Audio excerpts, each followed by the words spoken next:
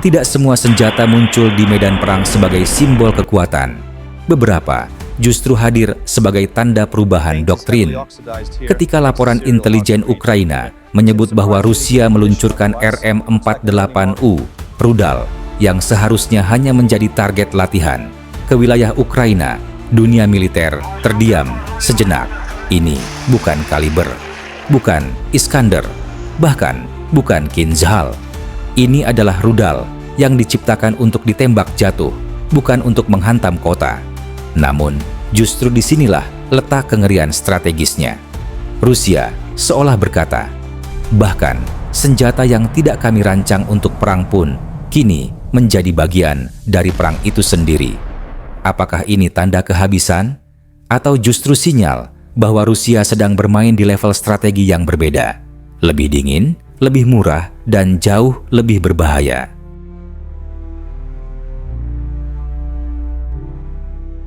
RM-48U bukan senjata baru.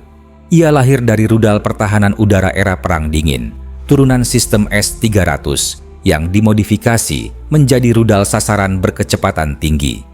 Fungsinya sederhana namun vital, menjadi musuh palsu dalam latihan pertahanan udara. Ia terbang cepat, tinggi, dan menciptakan jejak radar yang memaksa sistem pertahanan bereaksi seolah menghadapi ancaman nyata. Ia tidak membutuhkan navigasi presisi, tidak memerlukan kecerdasan buatan, dan tidak dirancang untuk akurasi serangan darat. Tetapi, justru karena kesederhanaannya, RM-48U memiliki satu keunggulan brutal.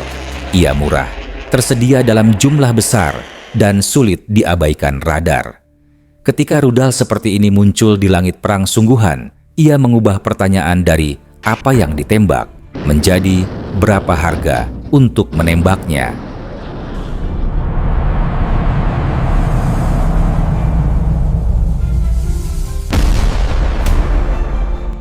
RM-48U tidak diluncurkan sendirian. Ia muncul dalam serangan berlapis bersama drone Geran, rudal jelajah KH-101, dan kadang rudal balistik. Dalam skema ini, RM-48U berfungsi sebagai pemicu panik radar. Sistem pertahanan udara Ukraina tidak memiliki kemewahan untuk bertanya apakah ini rudal latihan atau bukan. Setiap kontak berkecepatan tinggi berpotensi membawa kehancuran. Maka, Patriot S-300 atau NASAMS pun ditembakkan. Satu interceptor bernilai jutaan dolar dilepaskan untuk menghancurkan sesuatu yang mungkin hanya bernilai puluhan ribu dolar. Disinilah Rusia tidak sekadar menyerang wilayah, tetapi menyerang ekonomi pertahanan musuh. Ini bukan perang penghancuran, ini perang kelelahan.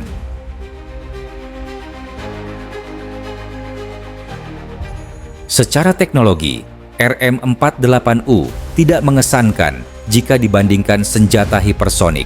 Tidak ada manuver canggih, tidak ada pencitraan satelit. Namun dalam perang modern, nilai senjata tidak lagi ditentukan oleh kecanggihannya, melainkan oleh efek sistemiknya. RM-48U memaksa radar menyala lebih lama, operator bekerja di bawah tekanan, dan stok interceptor terkuras. Bahkan, jika RM-48U tidak membawa hulu ledak, ia tetap memukul targetnya, bukan gedung, melainkan sistem. Dalam doktrin modern, ini disebut System of Systems Warfare. Rusia tidak mencoba menembus pertahanan udara dengan satu pukulan besar, tetapi dengan ribuan goresan kecil yang tak bisa diabaikan.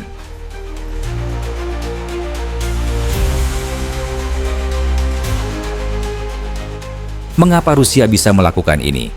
Karena RM-48U tidak perlu diproduksi dari nol.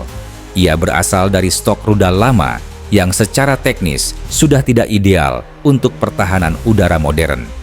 Alih-alih dihancurkan atau disimpan, rudal-rudal ini diberi kehidupan kedua. Dalam skala industri militer Rusia, ini adalah langkah logis, konversi massal, biaya rendah, hasil instan. Tidak perlu jalur produksi baru, tidak perlu komponen langka. Ini adalah ekonomi perang dalam bentuk paling telanjang. Jika konflik berlangsung lama dan semua indikator mengarah ke sana, maka senjata seperti RM-48U bukan solusi sementara, melainkan model produksi berkelanjutan. Inilah pertanyaan yang paling sering muncul, dan jawabannya tidak sesederhana itu. Ya, penggunaan RM-48U menunjukkan Rusia ingin menghemat senjata presisi mahal. Namun, itu bukan tanda keputusasaan, melainkan prioritas strategis. Rusia memilih kapan kaliber ditembakkan dan kapan RM-48U cukup untuk mencapai tujuan. Dalam banyak kasus, tujuan Rusia bukan menghancurkan target spesifik, melainkan memaksa Ukraina menembak balik. Jika musuh menembak, berarti biaya keluar dari kantongnya.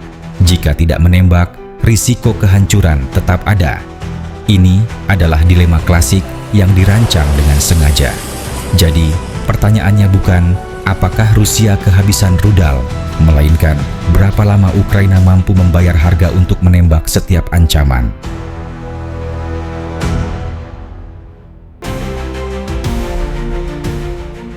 Penggunaan RM-48U menandai pergeseran penting dalam perang Ukraina.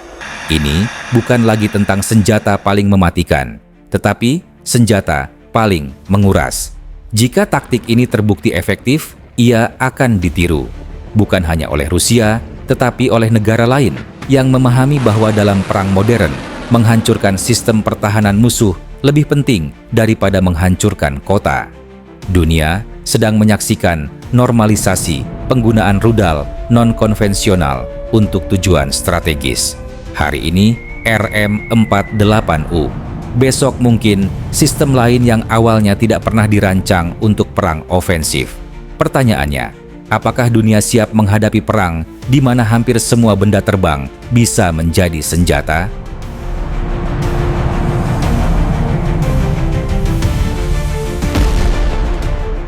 Jika rudal latihan saja cukup untuk menguras jutaan dolar dalam satu malam.